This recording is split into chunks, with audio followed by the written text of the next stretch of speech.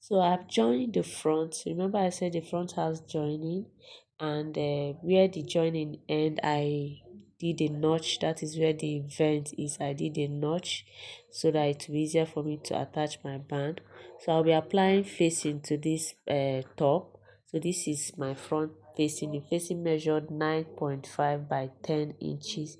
So and I already gone ahead to infuse my interfacing. So I want the shoulder of the facing to be 4 inches. So I've marked my 4 inches. Then I'll go ahead and cut out the neckline and also the shoulder, stopping at that 4 inches. So then I'll go ahead and shaping the facing. I'll shape it. I did it in a curvy way to meet that 4 inches that I marked. So that is the facing for the front. This is how I'll be applying it. So for the back, I repeated the same thing. The back neckline is a bit lower, so there will be like a this thing. I'll cut the back. I'll cut it and I'll insert a loop so that my client will be able to fit the clothes, so that her head will be able to pass it easily. So I'll show you how I'll do that. I'll be going down from the neckline by 4 inches. I'll I'll slash it open. Then I'll also do the same thing for the facing.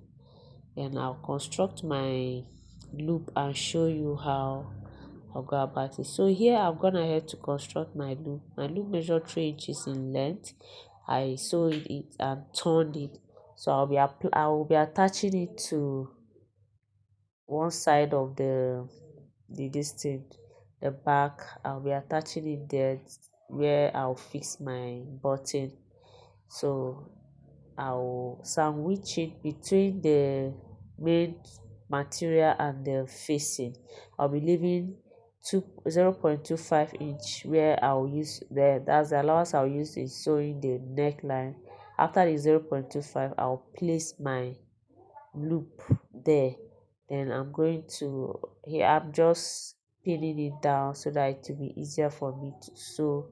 So remember I said I came down by 4 inches. So I'm going to go and sew round the neck, then the opening I made. Here I've sewn it and I'm notching it. You need to notch it very well. And I've gone ahead to iron. You see how it's looking. And I also weaved my interfacing. I weave my my facing. Then this is for the front. I've also gone ahead to weave it. So here I'll be joining. The way you join facing to facing, then the main fabric to the main fabric.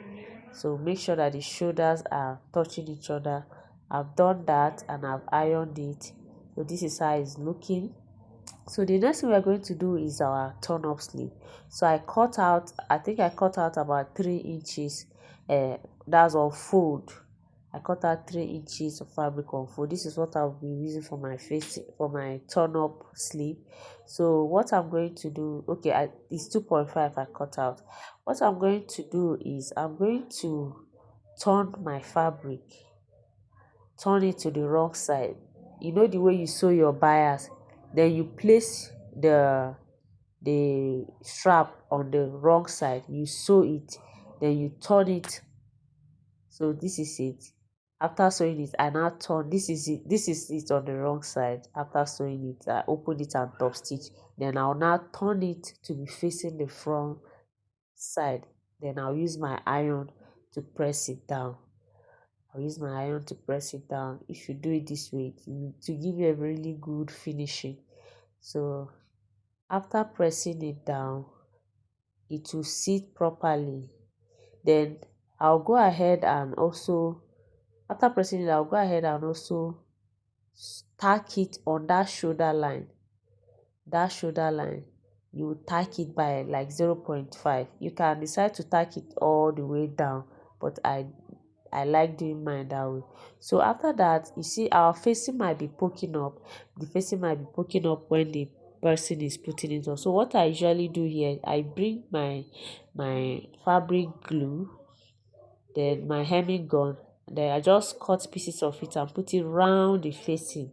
I put it around the facing, making sure that the clothes is not folding. Then I'll iron it down. You have to be very careful when doing this, otherwise you might be ironing and the clothes will fold and the gum will just hold it down. So make sure that you spread your clothes out as you're placing your iron on it. This gives you a very neat finishing, and the clothes will not be poking out when you're putting it on, when you're about to wear it. So here it is. I've done my everything, so it's just for me to go now and sew round to join the fabric together. I've done that. So this is my band. Remember I said I have band of 3 inches, so I'll be attaching the band round the hem of the top. It's 3 inches. I'll be attaching it round, so when you get to that vent point, that is where it will stop. And as you're you see as you're adding it, as you're sewing the band, make sure that you cut excess. Don't cut exactly round you, so that you can shape it. So I think this is my rope. I've measured from where the band start to where I'll be joining it. I think it gave me 3.5. Then my rope is also 3.5. So I'm going to be attaching this rope to the band, and also that extra allowance, that extra, I think about 2 inches on the main fabric to close it up. So here I have gone ahead to attach the rope. So everything for the top is ready, and I've also gone ahead to weave. So our top is ready. I'll be attaching my button where the loop will sit. So here I've also gone ahead to attach band to the skirt. It's just band. Then I'll also attach a zipper. I also attach short zipper to it. I'll place it on mannequin so that you people will see how it turned out. So this is the end of the tutorial, and this is where I hemmed, I weaved and hemmed and ironed it. It really came out well.